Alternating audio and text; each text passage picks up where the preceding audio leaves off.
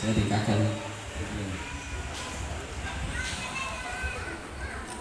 Assalamualaikum warahmatullahi taala wabarakatuh. Salam sejahtera bagi kita semua. Salam. Alhamdulillah.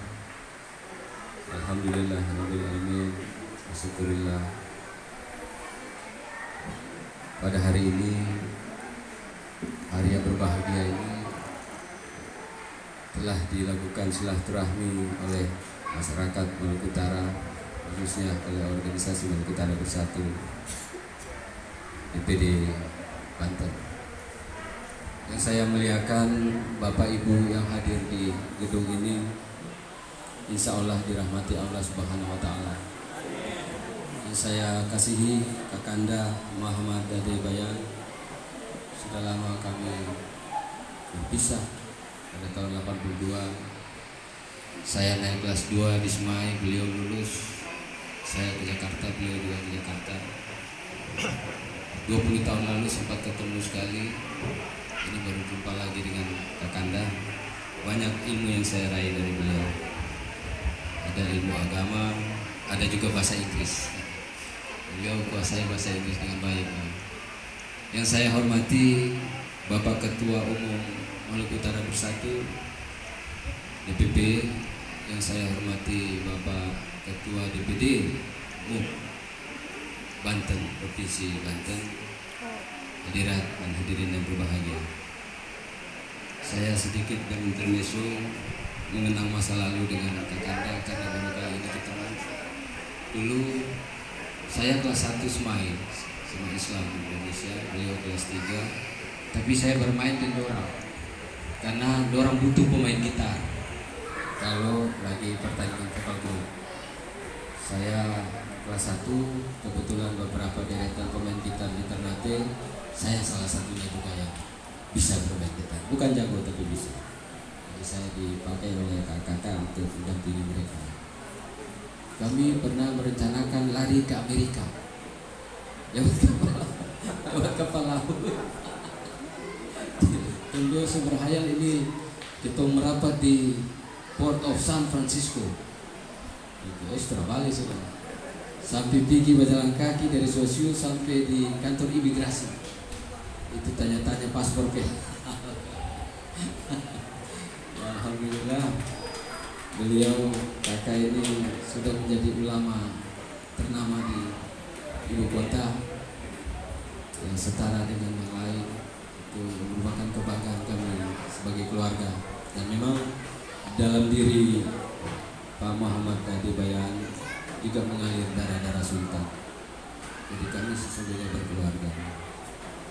Terima kasih sekali lagi atas undangan Bapak Ibu, terutama DPP MUP dan juga DPD MUP Provinsi Banten, pada kami bisa bersilaturahmi dengan masyarakat Maluku Utara yang ada di Banten khususnya, dan juga di DKI Jakarta pada umumnya.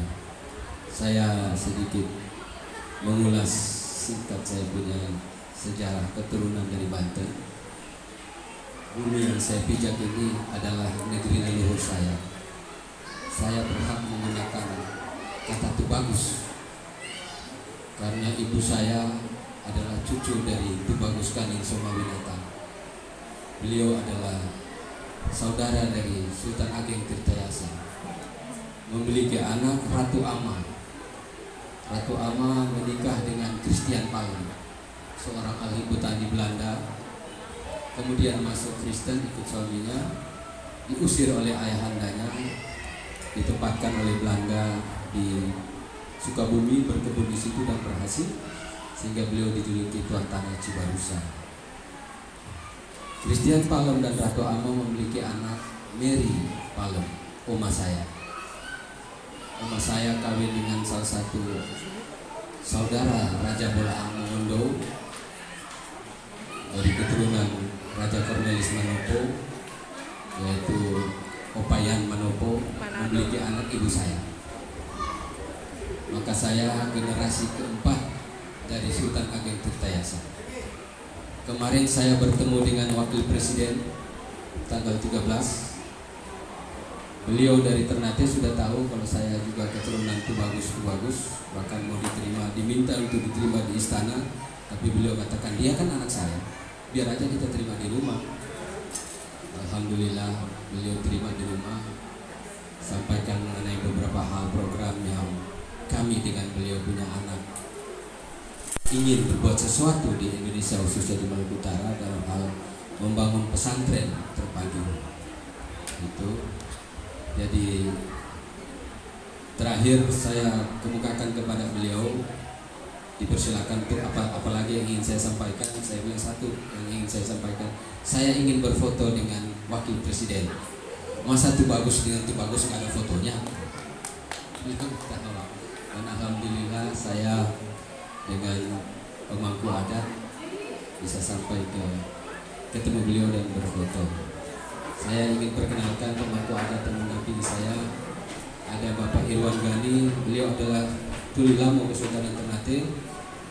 Tuli Lamo itu kalau dalam sistem pemerintahan Republik Indonesia adalah sekretaris negara. Lalu kemudian ada Letnan Ngova, beliau perwira istana.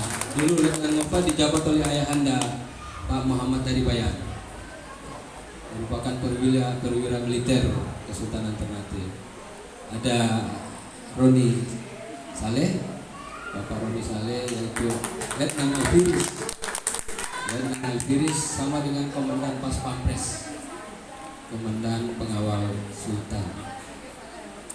Alhamdulillah. Bapak Ibu sekalian, izinkan saya berbicara tidak lama, tapi cukup menyita waktu dengan bahasa ringkas mengenai beberapa hal, sehingga Bapak Ibu juga bisa memiliki kerangka pemahaman yang ajak, yang baik, yang bijak maksudnya, terhadap beberapa persoalan yang sementara dan sedang terjadi. Dari hal mengenai pemilihan Sultan Ternate, saya ingin cerita dengan bahasa ringkas. Bukunya sedang saya buat, sudah 3 bab lebih. Karena gonjang ganjing saya belum bisa lanjut. Buku itu sudah saya setting dari mulai 2017, 2022 masih 3 bab terus. Karena begitulah. Tapi sementara saya setiap hari 2 lembar layar laptop mengenai bagaimana tata cara pemilihan Sultan Ternate yang benar, berdasarkan kajian keilmuan dan observasi faktual dari orang-orang yang masih hidup, termasuk kepada ayah saya.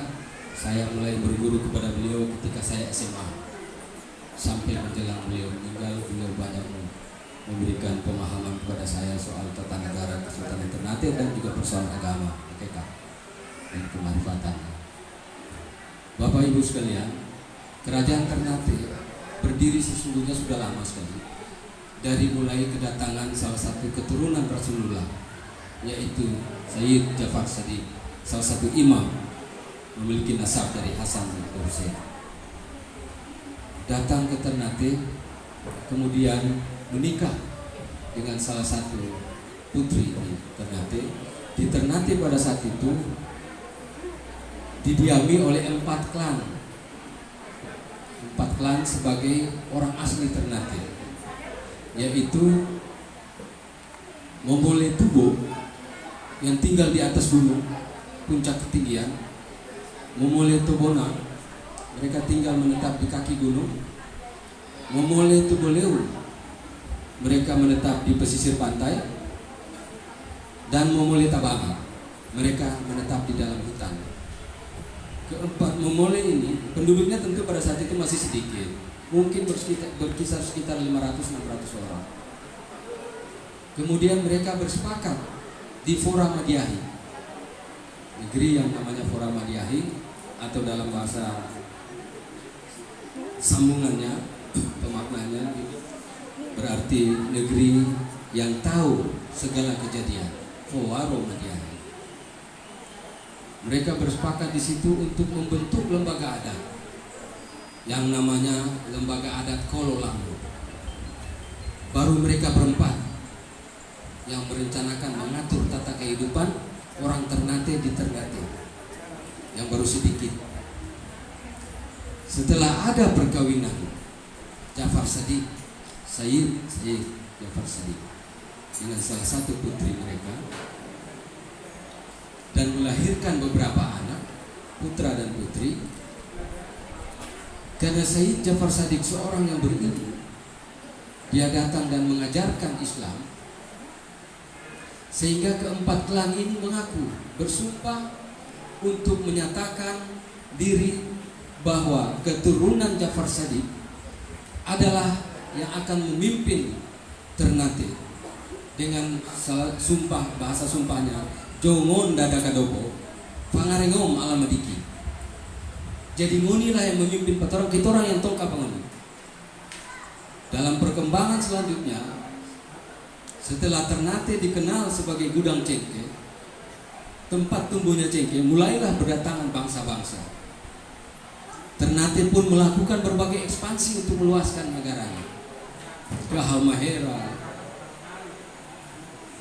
bahkan ke Taliabu, Sula, seluruh Maluku Utara minus kekuasaan Sultan Tidore dan Bacan, Jelolo kemudian menjadi kekuasaan Sultan Ternate, sampai ke Mindanao, Sulu, Sambuanga, Sabah, Sarawak, Brunei, Sulawesi semuanya, dia turun ke bawah sampai di NTB, NTT, seluruh Maluku. Begitu luas kekuasaan Ternate. Untuk menata kekuasaan yang luas begini, maka seluruh orang-orang ataupun wilayah yang mereka taklukkan